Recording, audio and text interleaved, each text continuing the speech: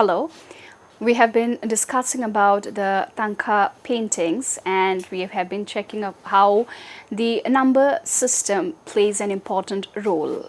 And we are talking about the number system, for we have had discussed about Pythagoras's number as RK, and in our lecture today we are trying to show how number system, proportion, rationalization have had been an intricate part of aesthetic style even in our eastern side, which is to do with the Thangka paintings. This is Dr. Ananya Barua, Associate Professor in the Department of Philosophy, Hindu College. Now, when we further talk about the paintings of the Thangka, we see that they evoke cosmic vibrations and aligns the subtle body energy centers, all without depicting a deity as displayed in the PPT here. The painting as displayed here, we see that it is all about the cosmic vibrations, and these cosmic vibrations here, there is no depiction of deity, neither is there depiction of the 4 exit gates which were presented in the Thangka paintings before.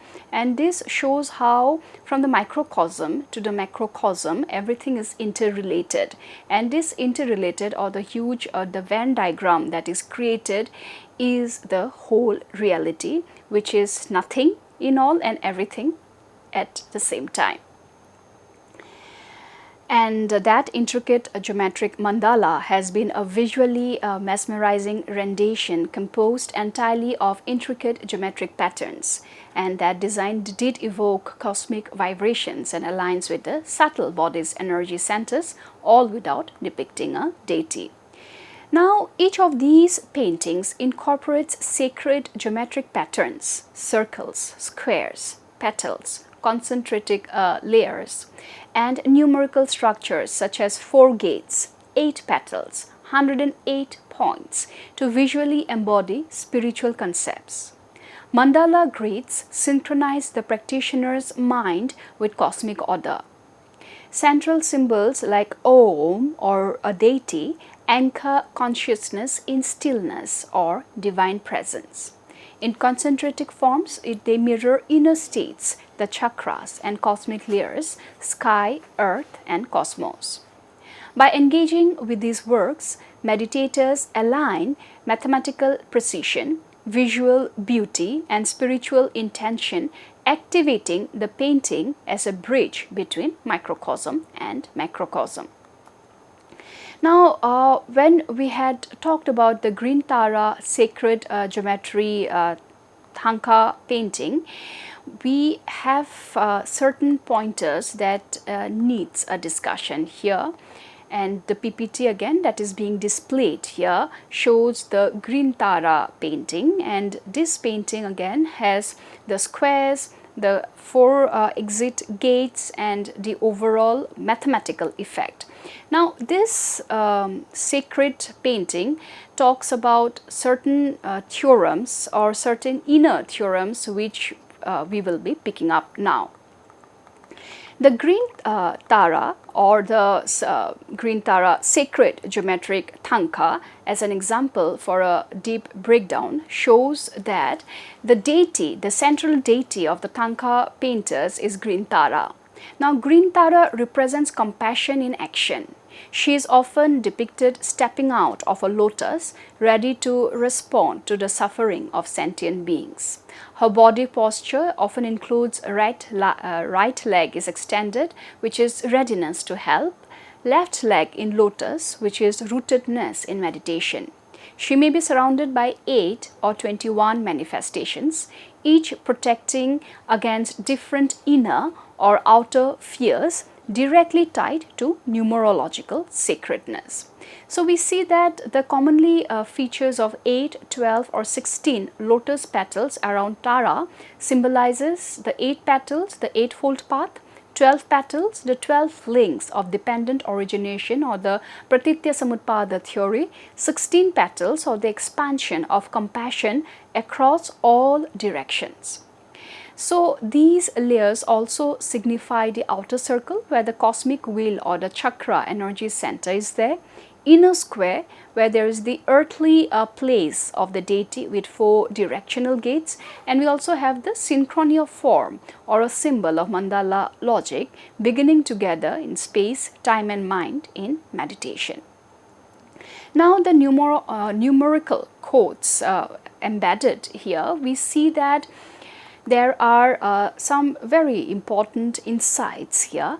And if we look at the PPT being displayed here, the symbolic structure, the 4 gates considers the cardinal points, which is the sacred number 4, and the philosophical insight is the earth body or the 4 noble truths. The lotus petals are 8 or 12, which is the eightfold path or the 12 nidanas or the chain of causality. The repetition of forms is 3, the sacred number 3, which is the Trikaya doctrine of the Dharmakaya, Sambhogakaya and the Nirmanakaya.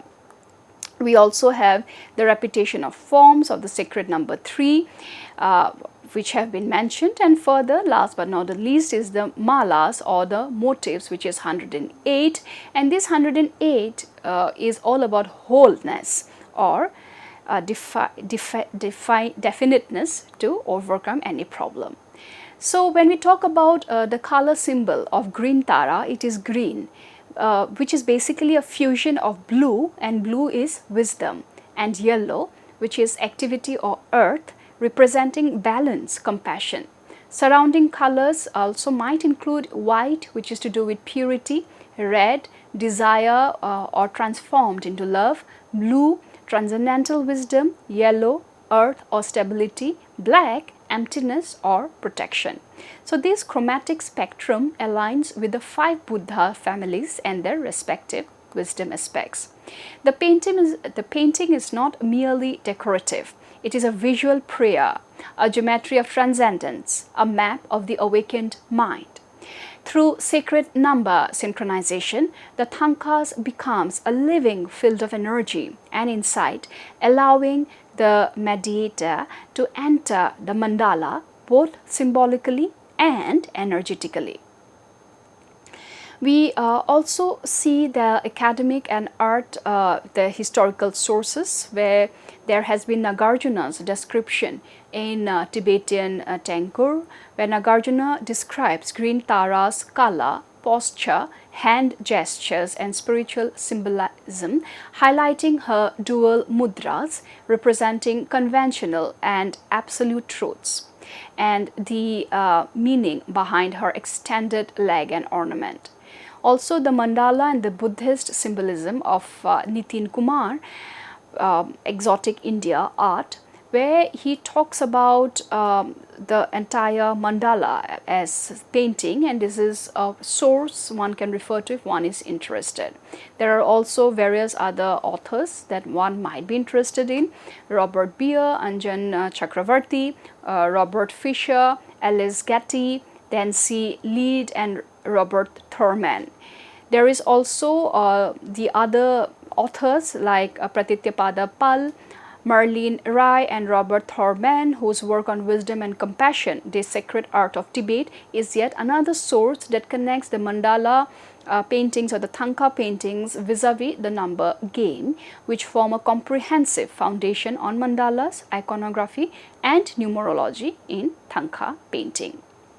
Now, if we research on women artists, we find that a ResearchGate paper explores female deities like Tara and the historic or marginal roles of women artists in producing Thangka scrolls, offering valuable contexts on authorship and gender dynamics in the tradition. In this context, there is Robert Beer's Encyclopedia of Tibetan Symbols and Motifs, a handbook of Tibetan Buddhist symbols, which is again a very interesting source. We also have Jonang's Tarangathas, the explicit and hidden aspects of Tara, 17th century commentary.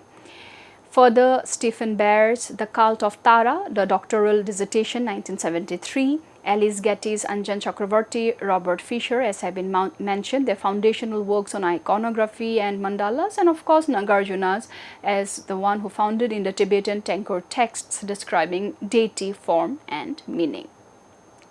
Now, the importance of numbers in Thangka paintings is profound and foundational, not decorative or incidental. Number, again, let us remember Pythagorean's number as RK comes in connect here.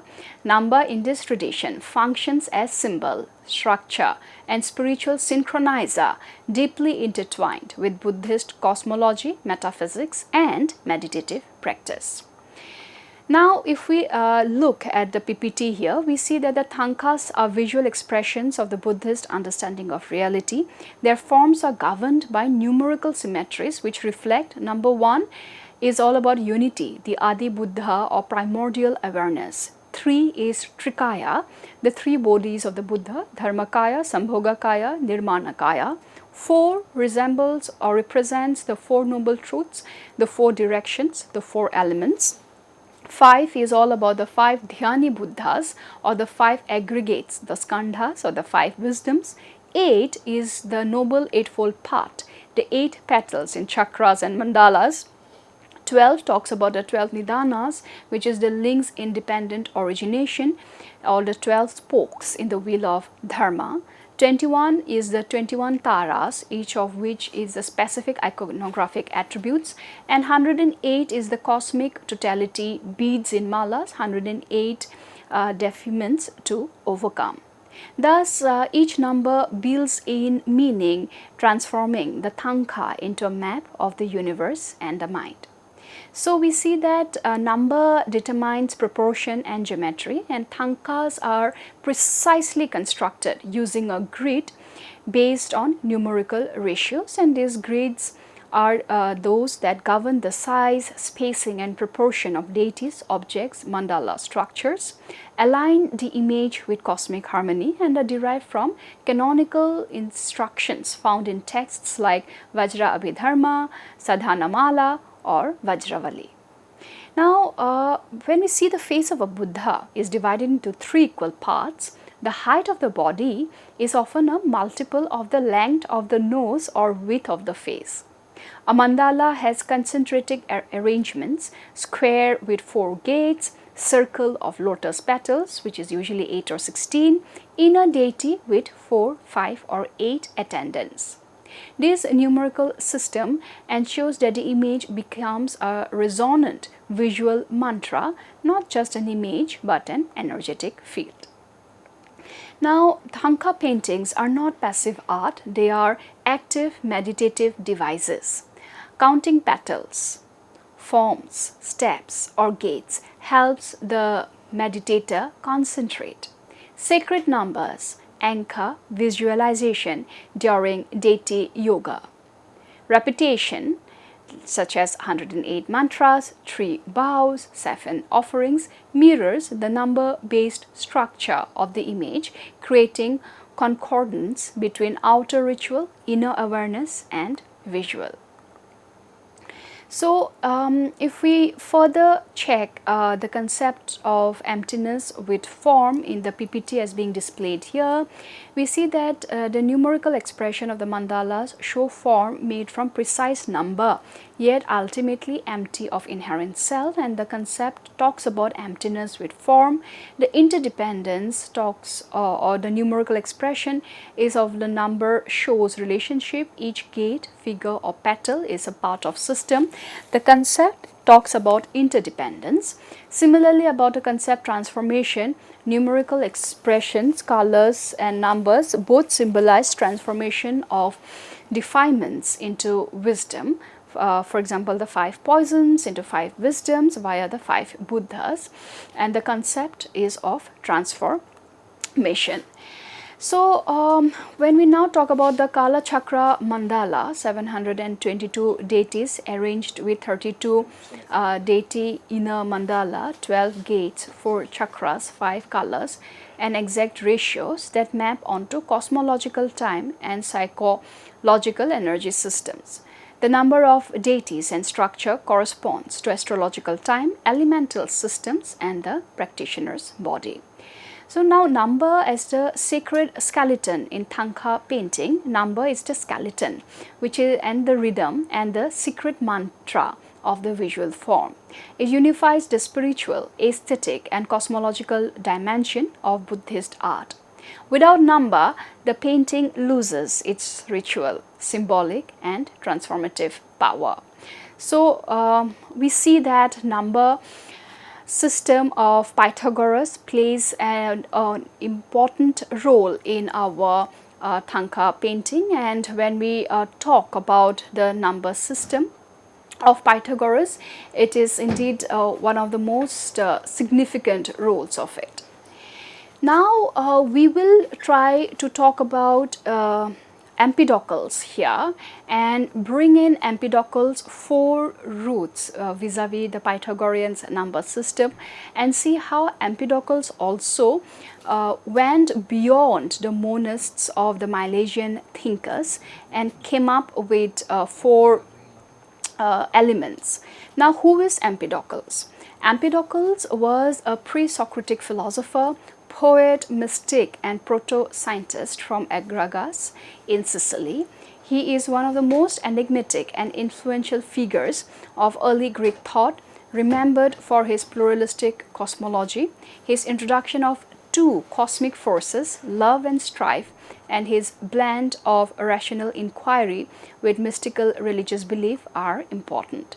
He straddled multiple traditions: Ionian natural philosophy, Eleatic metaphysics, and Pythagorean mysticism, and sought to reconcile change and permanence, diversity and unity, matter and spirit. Now, Pythagoras' works have been traced on works such as on nature, purification, and however only fragments of his work survive, preserved by later authors like Simplicius, Plutarch and Diogenes Laertius. Empedocles is best known for his pluralist cosmology, but his thought integrates natural philosophy, metaphysics, biology, psychology and mysticism. Now, what is this theory of 4 roots or theory of 4 elements? Empedocles was the first philosopher to propose that all matter is composed of 4 fundamental and eternal elements, which he calls roots: earth, water, air, fire. Here, the first of the 4 roots of all things, there is a quote, fragment B6, where Geas, fire, Hera, air, Edenios, earth, and Nestis, water. Empedocles mystically personifies these elements and Greek deities, showing his poetic style and religious temperament. These roots are unchanging and indestructible, aligning with Parmenidean principles: nothing comes from nothing. All physical things arise through the mixing and separating of these 4 elements in varying proportions. Now, the cosmic forces, the 2 binary forces, love and strife, or philia and nekos. Empedocles introduces 2 opposing forces that drive the mixing and separating of these elements. Together, these forces govern the cosmic cycle of unity and dissolution. That is, love or philia functions is to unite and combine the elements. Strife or nekos function is to separate and pulls them apart. Now, Empedocles envisioned a perpetual cycle of change in the universe, complete unity which comes under love, or all 4 elements are perfectly blended. Gradual separation we see in the form of strife gains power, elements begin to pull apart, and complete separation under strife, all elements exist apart, and reunification or love returns, the elements begin to mix again. This is a cyclical worldview integrating Parmenidean permanence, the eternal elements, with Heraclitean change through love and strife. Empedocles applied his cosmological theory to life, perception and thought.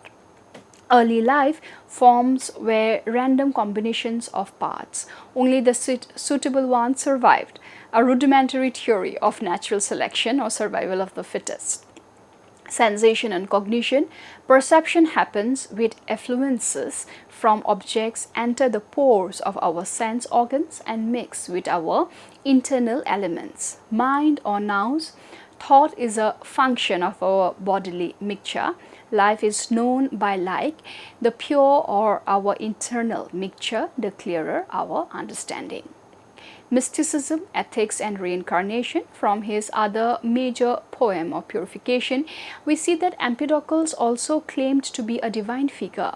Some fragments show him declaring himself a god or a semi-divine teacher, a mystic healer and wonder worker, a believer in metempsychosis, which is reincarnation, influenced by Orphic and Pythagorean traditions. He says, quote, fragment B 117, "For I have been a boy and a girl, a bush and a bird, and a dumb fish in the sea." He saw the soul as undergoing a cycle of transmigration, trapped in the material world due to guilt and needing purification to return to the divine. Now, if we look at the summary table of Empedocles' philosophy, we see that the archive or the first principle for him is easily the four elements: earth, water, air, fire, water. Forces are love and strife. Force unites, strife separates. Change is cyclical, alternation between unity and separation. Nature of being, eternal, ungenerated elements, no true birth or death. About cosmology, we see it is the eternal cycle, no beginning or end. Perception, like knows like, interaction of elemental effluences. Ethics or religion, about reincarnation or purification of soul or divine destiny. And style has been more poetic, mythic and scientific synthesis, which is all about Empedocles.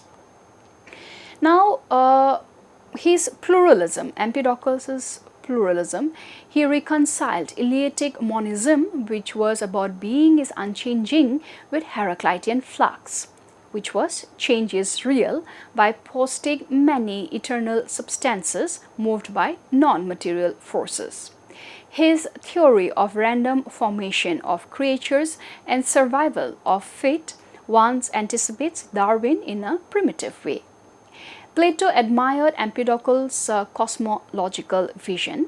Aristotle adopted the four-element theory into his own physics, and his ideas shaped Orphic, Pythagorean religious philosophies and later Neoplatonic metaphysics.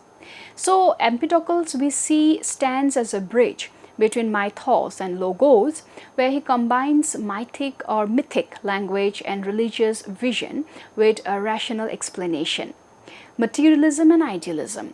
Empedocles explaining the physical world in terms of matter and forces while believing in the soul's immortality and divine destiny. Science and spirituality, his cosmology laid the groundwork for ancient physics, while his ethics aimed at the purification and liberation of the soul. So Empedocles' use of the four elements, earth, water, fire and ether, earth, air, fire and water, forms the backbone of his entire explanation of life, birth and death. But unlike modern materialist accounts, Empedocles blends natural philosophy with mysticism and ethics, creating a powerful and poetic cosmology in which everything that comes into being is a mixing of eternal elements, and everything that dies is a separation of those same elements. Now, when we talk about the four roots, which Empedocles argued that birth and death are illusions, nothing truly comes into being or perishes. What we call birth or death is simply mixing and separating of what already exists eternally. These what already exists are the four roots: earth, which is solidity; structure, water, which is fluidity, cohesion; air, which is breath, movement; fire, vitality, heat and light. So these are the eternal, uncreated, indestructible, and form the substance of living and non-living things. So we see that with Empedocles, the four roots of pluralism had emerged, and again the number 4 and number 2 vis-a-vis love and strife plays an important role in Empedocles' philosophy. So we had talked about the Thangka paintings and how number plays as a sacred synchronization there, and with Empedocles again we see the significance of number 2 vis-a-vis love and strife, and number 4, which he had called as the four roots vis-a-vis earth, water, air and fire, as the be all and end all of everything. Thank you so much.